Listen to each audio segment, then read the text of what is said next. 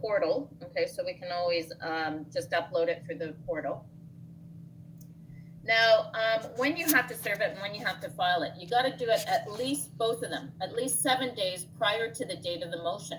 The date of the motion, we actually call the returnable date. Okay, so that's more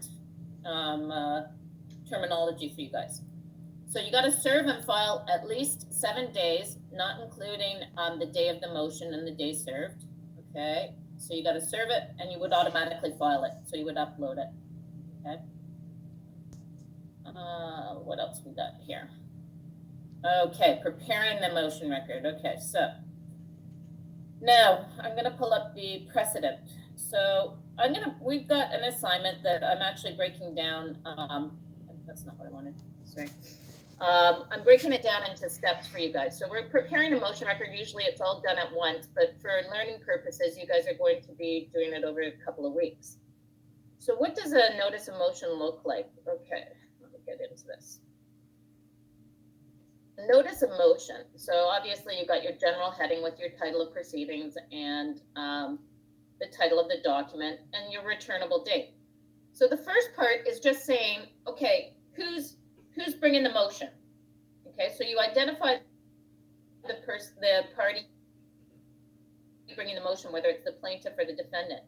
In this case, I have to state the defendant, Erie Food Products. But do I always have to state the defendant's name or the plaintiff's name? Why is Erie Food Products specified here? Because there's 2 defendants. Exactly, okay, because there's 2 defendants, okay? So we know that the defendant is the moving party because this is a notice of motion, and they're saying they'll make a motion to the court, okay? So who can hear this motion? Who's probably going to hear this motion?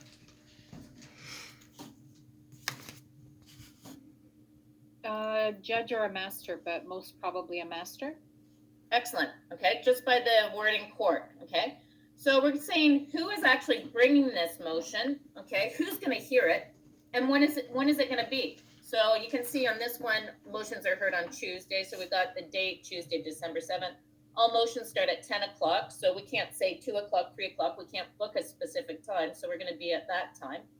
And we give the date of the address of the court, okay? Where am I going to get the address of the court? How do I know Newmarket's at 50 Eagle Street? It's written out in the statement of claim. Excellent. Or you can always go on the government website and look for the address, okay? So the first part is just giving, sorry, we don't need the full address though. It doesn't have the postal code, for example. No, you don't need the full address. Okay. Okay, so the first part is just saying who's bringing the motion before whom and when. Okay, when and where. So that's just giving the details of basically this big party, okay? Then we state whether or not, are we gonna show up or are we just gonna do written stuff, okay? So we could just submit written material to the judge or the master because it's on consent or it's unopposed. The other side's not gonna be making any sort of argument. So we could just give written material. Or this might be a bit different. It is opposed where both sides are taking different arguments and we're just going to submit written material. We're not going to show up. Or the orally, we'll do written material. It's just a given we'll do written material, but we're actually going to show before the judge or the master, whether it's virtually or in the courtroom. So those are your choices. That we're only the plaintiff will just give written material. Or, sorry, not the plaintiff, only the moving party will just give written material, or all sides are going to give written material because they all argue everything, or all sides are going to show up and argue it personally, okay, whether it's virtual or in the courtroom. So that one tells you whether or not each side is taking a position or not, okay? Okay, for every motion is for an order. Okay, so this is saying, okay, what are you going to ask the judge? Well, the motion is for the judge or the master to provide an order. Now, forget about all this wording compelling the plaintiff. This just happens to be for this particular motion brought by Erie Food Products. But what your motion is going to always start, an order. and then fill it in. An order to strike the jury notice, an order forcing the plaintiff to answer undertakings, an order whatever, an order forcing the defendant to attend an examination for discovery. It's always going to start with an order, okay? And each order will have its own subparagraph, okay? So you're going to ask for an order. This one is to ask the judge to force the plaintiff to answer their undertakings. Because it's opposed and sides are arguing, the other side is forcing us to really incur a lot of costs because they're actually opposing this motion. So we're going to ask for costs. If the other side agrees or consents to the order, are we going to ask for costs?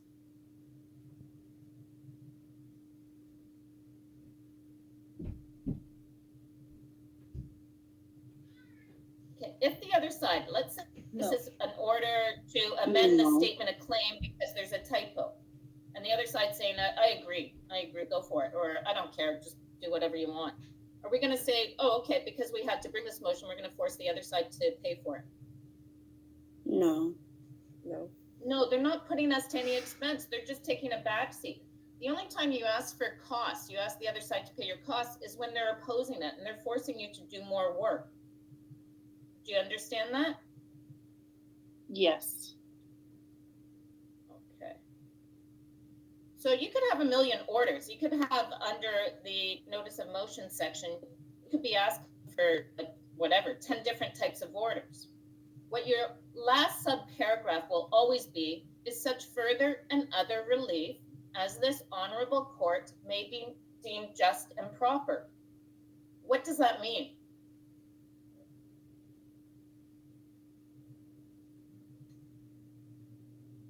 Such further, okay, so you're asking the court for such further and other relief. Okay, so such further and other orders as the court thinks is necessary. Why am I throwing this in? Because if you don't put it there, they won't give anything else. So it needs to be a catch-all in case there is something else.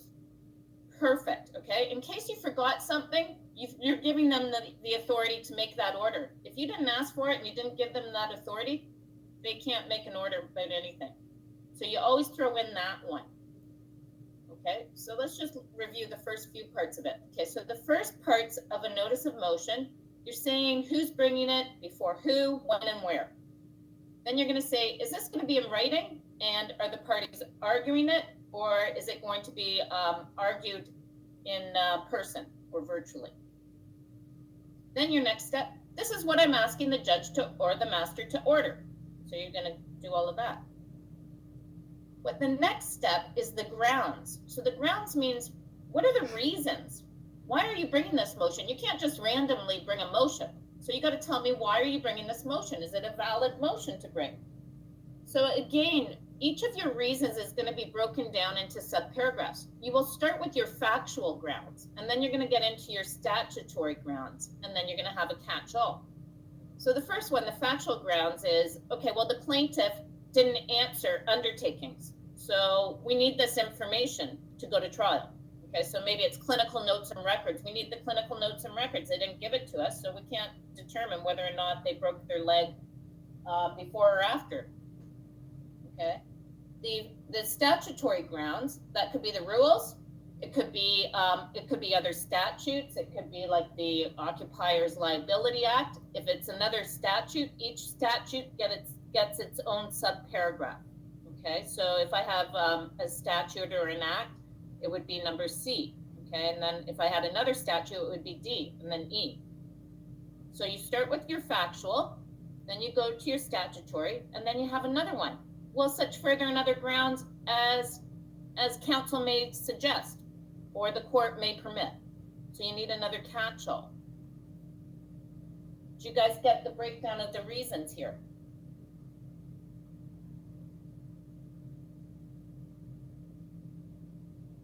For the most part, you guys are just going to have to input. You guys are not going to have to draft this. You will just have to use the wording your lawyer gives you.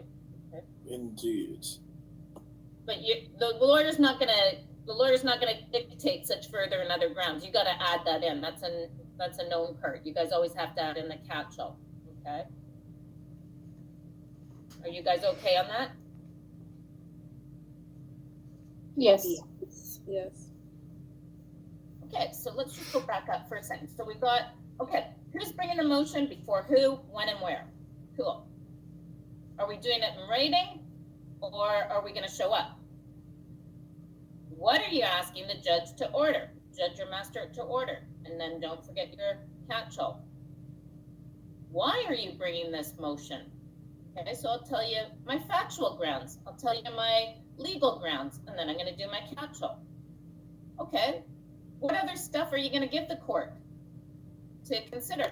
Well, I'm going to do the affidavit because that's included in my motion record. And anything else, like maybe if I had transcripts would be B. Maybe I'd have, I don't know, some legal documents, C, D, whatever. And then you got your catch-all. Okay, so this is just what are you going to give the court to consider when they're making their decision. And then you just close it off with your lawyer of record and you date it and who it's going to, lawyer of record, who it's going to. So did you guys get the breakdown of the notice of motion?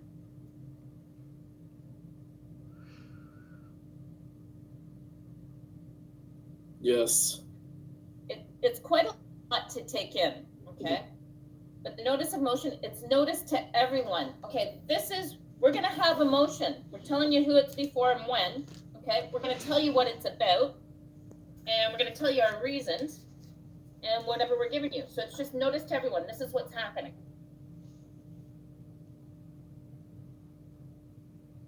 Now, did you guys do the one for Chapman?